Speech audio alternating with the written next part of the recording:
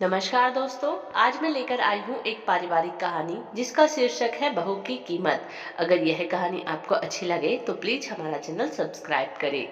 माँ, भाभी को इतने दिन पहले शादी में जाने की जरूरत क्या थी?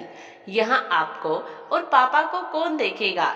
इतना तो भाभी को सोचना ही चाहिए था। घर पर बूढ़े सास ससुर को अकेला छोड़कर चल दी मौज मस्ती करने। रेनू ने अपनी माँ विमला देवी को भड़काते हुए कहा। उसकी बातों ने आग में घी का काम किया और विमला देवी ने भी अपना दुखड़ा बेटी के सामने रोना शुरू कर दिया। बेटा, सब अपनी अपनी मर्जी के मालिक है। बुढ़े बुढ़िया की कौन सुनता है? कहा था कि तुम्हें शादी में जाने की क्या जरूरत है, सिर्फ राहुल को चले जाने दो।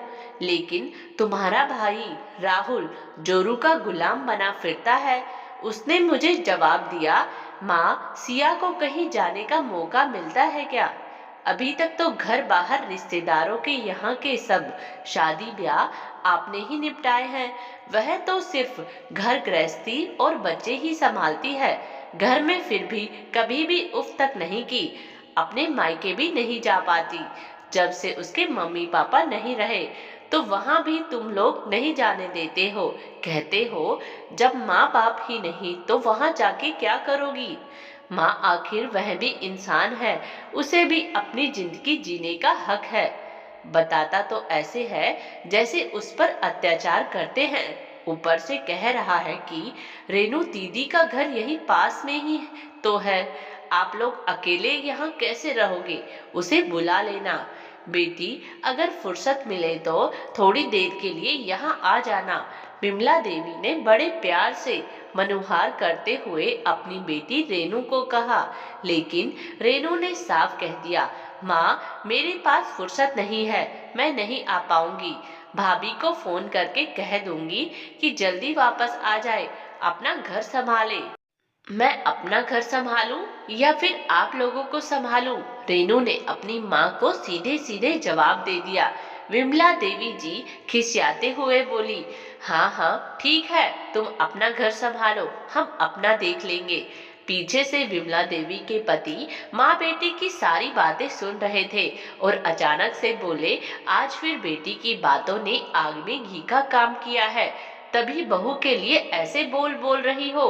पास में रखी चेयर पर बैठकर बोले, देख लिया विमला जी, तुमने जरा देर के लिए रेनू को अपने पास बुलाने के लिए कहा तो रेनू ने साफ मना कर दिया।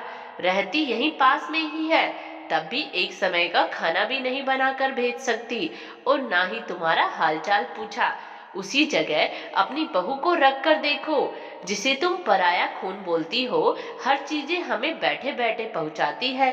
खाना, नाश्ता, दवाई सब समय पर मिल जाते हैं हमें। कभी हम लोगों को छोड़कर कहीं नहीं जाती। इतने सालों में अपने मायके गई है, वह भी तुम्हारे बेटे के कहने पर। तब भी तुम्हारी बेटी को अच्छा नहीं लग रहा और तुम्हें भड़का रही है।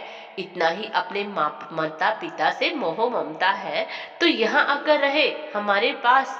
कुछ दिन तो हमारी देखभाल करे जैसे हमारी बहू करती है। हमारी बहू ने हमारे लिए अपना मायका ही छोड़ दिया, तब भी तुम माँ बेटी को बहू की कद्र नहीं है।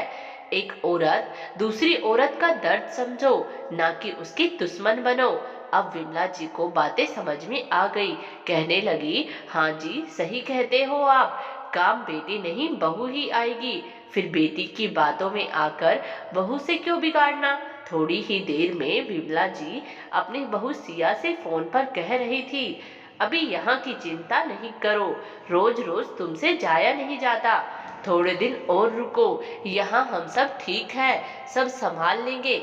हाँ, मन तो नहीं लगता हमारा जब तक तुम नहीं आओगी।